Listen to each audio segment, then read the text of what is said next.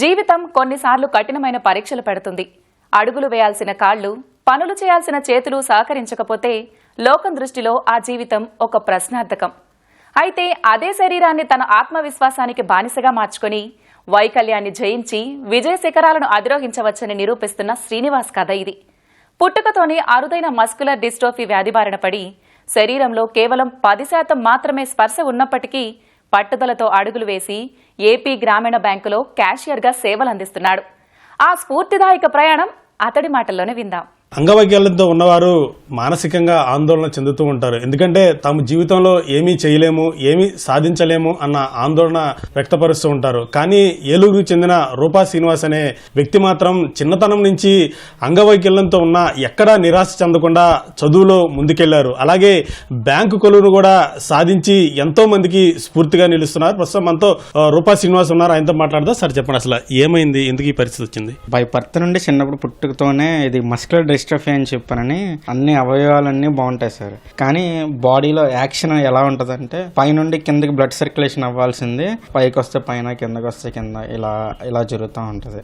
దీనివల్ల ఏంటంటే body action ఉండదు. ఇప్పుడు మామూలుగా ఉన్న వ్యక్తులే చదువుకోవడం కష్టం, మీరు ఇంకా ఏ పని చేయలేరు, అసలు కనీసం కాళ్ళు చేతులు కూడా కదపలేరు.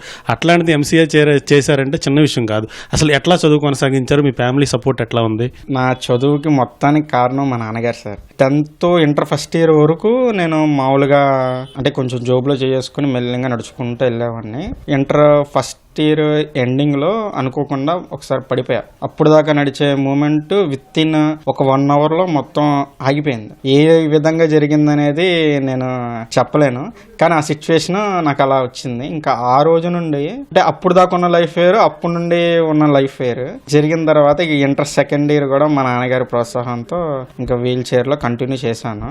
మొత్తం inter first year second year వరకు నా కోసం కిందే అరేంజ్ చేశారు. డిగ్రీకి వెళ్ళేటప్పుడు ఏం జరిగిందని అంటే ఎక్కడ చూసినా కానీ మన ఏలూరులో సరౌండింగ్స్లో అన్ని కాలేజెస్ పైనే, కింద ఏ కాలేజీ లేదు. నాన్నగారు అన్ని కాలేజీ సెట్ చేశారు. ఇలా మా అబ్బాయి ఏదన్నా అవకాశం ఉందా అంటే లేదండి, ఇవ్వడం కష్టం ఒకరి కోసం అనేది, కింద అక్కడ అరేంజ్ చేయలేము, రాలేము అని చెప్పానన్నారు. ఎందుకులే నేను ఓపెన్ డిగ్రీ చేద్దామని చెప్పని నేను ఇంకా నాన్న ఇవాళ ఓపెన్ డిగ్రీ చేసేస్తాలే నాన్న, ఏముంది అని అంటే మా నాన్నగారు ఏమన్నారంటే ఇంటికాడు కూర్చొని నువ్వు చదివితే నీకు బయట లోక జ్ఞానమే కానీ, ఫ్రెండ్సే కానీ, ఆ మూమెంట్సే కానీ అవన్నీ నీకు తెలియదురా. నేను నా ఓపుకున్నంత వరకు నేను కష్టపడి నేను చదివిస్తా, తీసుకెళ్ళలేను అని అన్న స్టేజ్ అప్పుడు నువ్వు కావాలంటే ఆగిపోదు కానీ అని చెప్పానన్నారు. సరే అని చెప్పి ఇంకా సిఆర్ఐడి కాలేజీలో జాయిన్ అయ్యాను. First floor. ప్రతిరోజు బండి దగ్గర ఎత్తుకొని భుజం మీద అక్కడ నుండి ఒక ఫ్లోర్ ఎక్కించి అక్కడ నుండి దగ్గరగా నాకు తెలిసి ఒక 1/2 కిలోమీటర్ డిస్టెన్స్ ఉంటుంది. అదే భుజం మీద దింపకుండా అక్కడ నుండి అలా తీసుకెళ్లి క్లాస్ రూమ్ లో కూర్చోబెట్టేవారు. డైలీ సాయంత్రం కూడా సేమ్ అదే విధంగా తీసుకొచ్చేవారు. కొన్ని రోజులు గడిచిన తర్వాత మన సిఆర్ఐడి కాలేజ్ మేనేజ్మెంట్ అందరూ ఆలోచించి మనకంటూ ఒక లిఫ్ట్ ప్రొవైడ్ చేశారు. దానికి మన సిఆర్ఐడి మేనేజ్మెంట్ కూడా మనం చాలా కృతజ్ఞతలు చెప్పాలి. ఆ లిఫ్ట్ వచ్చిన తర్వాత మా నాన్నగారి కష్టం తగ్గింది. నాకు కూడా చదవాలి మనలాంటి వాళ్ళకి కూడా కొంచెం పూర్తి అది ఒక ఇన్స్పిరేషన్, ఒక ఆనందం, ఇలాంటివన్నీ ఇంకా నేను ఆ డిగ్రీ కూడా కంప్లీట్ చేశాను. తర్వాత ఇంకా ఎంసీఏ వచ్చేటప్పటికి సిఆర్ఐడి ఇంజనీరింగ్ కాలేజ్లో ఎంసీఏ చేశాను. కాలేజ్ అయితే కింద, కానీ ఎగ్జామినేషన్ సెక్షన్ పైన ఉండేది. సెకండ్ ఎగ్జామినేషన్ అలాగే జరిగింది పైన. తర్వాత ఏంటంటే వాళ్ళు కూడా కొంచెం మనకి సిలబస్ చూపించి అలాగే మనకి అది కూడా కంటిన్యూ చేశారు. దానికి కూడా మన సిఆర్ఐడి మేనేజ్మెంట్కి కూడా మనం చాలా చాలా థ్యాంక్స్ చెప్పాలి. ఈ విధంగా నా చదువు అనేది కంప్లీట్ అయ్యింది.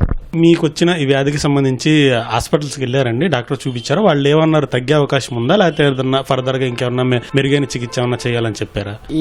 ఈ డిసీజ్ ఏంటంటే మస్కులర్ డిస్ట్రోఫీ సార్. ఇది ఎలా ఉంటుంది అని అంటే రీగ్రోత్, అంటే మనిషి పెరిగే కొద్దీ అది కూడా మనతో పాటు పెరుగుతూ ఉంటుంది. బాడీ ఇంతకు ముందు నడిచే వ్యక్తులు మెల్లిగా నడక కోల్పోవడం, చేతులు ఎత్తేవాళ్ళు చేతులు ఇంకా ఎత్తలేకపోవడం, మెల్లిగా బ్రెయిన్ ఇంకా డెత్. ఇప్పుడు 4 గోడల్లో కూర్చొని నేను ఇలా కూర్చొని ఇదే చూస్తా ఉంటే నాకేమనిపిస్తుంది, నాకైతే గుర్తొస్తుంది. కానీ ఏంటంటే మా నాన్నగారి కృషే కానీ మా ఇంట్లో వాళ్ళు కృషే కానీ దానివల్ల ఏంటంటే నాకు అసలు ఆ మూమెంట్, ఆలోచించే మూమెంట్ కూడా నాకు ఎక్కడ ఏ నిమిషం కూడా కల్పించరు. అవకాశం నాకు దేవుడే కానీ మా ఫ్యామిలీ కానీ నాకు అవకాశం ఇచ్చారు. నెక్స్ట్ ఏంటంటే ముంబైలో న్యూరోజన్ బ్రెయిన్ అండ్ స్టెమ్ ఇన్స్టిట్యూట్లో నాకు 2016లో ట్రీట్మెంట్ తీసుకున్నా. ఒక ఇండిషన్ ఖరీదు 2 లక్షలు. అది కూడా మా నాన్నగారు ముంబై తీసుకెళ్ళి ట్రీట్మెంట్ చేయించారు. మీ అబ్బాయిని ఇప్పుడు వీల్ చైర్లో తీసుకొచ్చారు, విత్ ఇన్ 1 వీక్లో మీ అబ్బాయి కార్ డోర్ తీసుకొని వెళ్తారని చెప్పారు. ఇంక సరే ఆశపడి మేము కూడా వెళ్ళాము. ట్రీట్మెంట్ అంతా జరిగింది. 1 వీక్ అయిపోయింది, 10 days అయిపోయింది.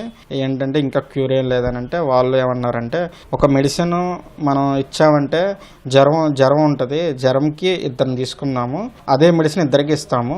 ఒకరికి ఏంటంటే వెంటనే రియాక్ట్ అయ్యి లేచి కూర్చుంటారు, ఇంకొకరికి నెమ్మదిగా రియాక్ట్ అవుతుంది అని చెప్పానన్నారు. ఇంక సరే అని మేము కూడా వచ్చి నాన్నగారు ఇక్కడ కూడా ఎక్సర్సైజ్ చేయించడం, ఫిజియోథెరపీ చేయించడం, అది అలా చేయించాం. కొంచెం క్యాలిపర్స్ వేసుకొని నడిచే స్టేజ్ వచ్చిన తర్వాత కొంచెం ఆర్థిక పరిస్థితి బాగోక మేము కూడా ఇంకా దాన్ని అలా కంటిన్యూ చేయలేకపోయాం. ఇప్పుడు ప్రజెంట్ ఏంటంటే మెడిసిన్ వచ్చే ఛాన్స్ ఉంది, వచ్చిందని కూడా అంటున్నారు. అది కూడా చాలా ఎక్స్పెన్సివ్ అంటున్నారు. కాబట్టి ఏదైనా గవర్నమెంట్ కూడా ఒక దృష్టి చూస్తే మాలాంటి వాళ్ళకి చాలా మందికి ఆశ్రయం ఇచ్చిన వాళ్ళు అవుతారు. బ్యాంక్ కోచింగ్ ఎక్కడ తీసుకున్నారు, ప్రజెంట్ ఎక్కడ చేస్తున్నారు, బ్యాంక్లో మీ పోస్ట్ ఏంటి, ఏం విధులు నిర్వహిస్తారు? బ్యాంక్ కోచింగ్ అయితే నేను ఇంటికాడ నుండి కంటిన్యూ చేశాను సార్. అది ఈ ఎంసీఏ అయిన తర్వాత 1.5 year ఇన్ఫోసిస్లో సిస్టమ్ ఇంజనీర్ కింద చేశాను, వర్క్ ఫ్రమ్ హోమ్. తర్వాత ఏం జరిగిందనంటే వాళ్ళు కూడా మీరు ఆఫీస్కి రావాలన్నారు. నా కండిషన్ చెప్పాను, అయినా కుదరతో రావాలి, అందరూ వస్తున్నారు, మీరు కూడా రావాలంటే అప్పుడు ఇంకా నేను కూడా ఇంకా వెళ్ళాలంటే కష్టం. ఇప్పుడు ఎంట్రీ వరకు అయితే మా నాన్నగారిని యాక్సెప్ట్ చేస్తారు, కానీ ఇంకా ఎంట్రీ నుండి ఆఫీస్ లోపలికి వెళ్ళాలంటే దానికి సమ్ గైడ్ లైన్స్ కానీ ఏదైనా సెక్యూరిటీ ఉంటాయి కాబట్టి కుదరలేదు. ఇంక నేను దాన్ని రిజైన్ చేసేసాను. అదే టైంలో నాకు ఈ బ్యాంక్ సెలెక్ట్ అయ్యాను. ఈ బ్యాంక్లో నేను క్లర్క్ కింద చేస్తున్నాను. ఏ బ్యాంక్ అండి, ఎక్కడ, ఏ బ్యాంక్లో చేస్తున్నారు? ఆంధ్రప్రదేశ్ గ్రామీణ బ్యాంక్ సార్ నేను చేసే బ్యాంక్. భవిష్యత్తులో రూపా శ్రీనివాస్ లక్ష్యం ఏంటి అంటే ఏం చెప్తారు?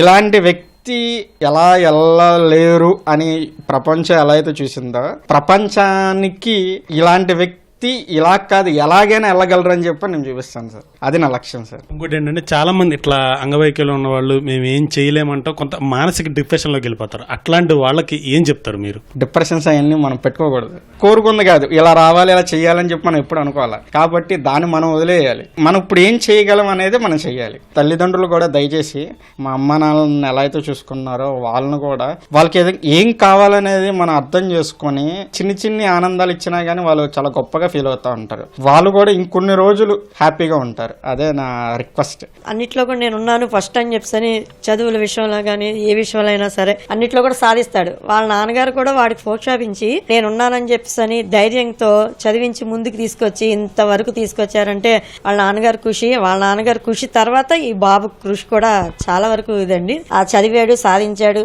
మొత్తానికి జాబ్ తెచ్చుకున్నాడు, డెవలప్ అయ్యాడు, ఈ రోజు బాగున్నాడు. చాలా సంతోషంగా ఉంది. ఇలా మెడిసిన్ ఏమైనా వస్తే వీళ్ళకి కూడా హెల్ప్ చేస్తే చాలా ఫ్యూచర్ లో వీళ్ళ లైఫ్ అనేది బాగుంటుందని మేము కోరుకుంటున్నామండి. తనకు మస్కులర్ డిస్ట్రాఫీ అనే ఒక వ్యాధి ఉంది.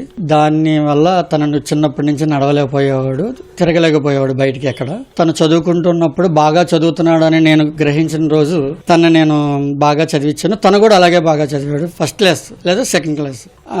నాకు ఇన్ఫోసిస్ కన్నా నాకు గవర్నమెంట్ ఎంప్లాయ్ కావాలరా నువ్వు అని నా కోరికరా అన్నాను. సరే నాన్నగారు అలాగే అని చెప్పని అన్నాడు. అలాగే తన గవర్నమెంట్ ఎంప్లాయ్ కింద అయ్యాడు. ఎంత గర్వపడుతున్నానంటే అది నాకే తెలుసు. ఎవ్వరికి ఎక్కడ లోటు లేదు, చాలా గొప్పగా ఉన్నాడని చెప్పిన ఆనందంగా ఉంది నాకు. అంగవైకల్యం ఉన్నా వెరవకుండా జీవితంలో ముందుకు వెళుతూ ఎంతో మందికి రూపా శ్రీనివాస్ స్ఫూర్తిగా నిలుస్తున్నారు. అట్లాగే అంగవైకల్యంలో ఉన్నవారు ఎక్కడా కూడా మానసిక ఆందోళన చెందకుండా లక్ష్యం వైపు గురిపెట్టి వెళ్తే ముందుకు వెళ్లే అవకాశం ఉందంటూ కూడా ఆయన చెప్తున్నారు. కెమెరామెన్ రమణతో శ్రీనివాస్, ఈటీవీ న్యూస్, ఏలూరు.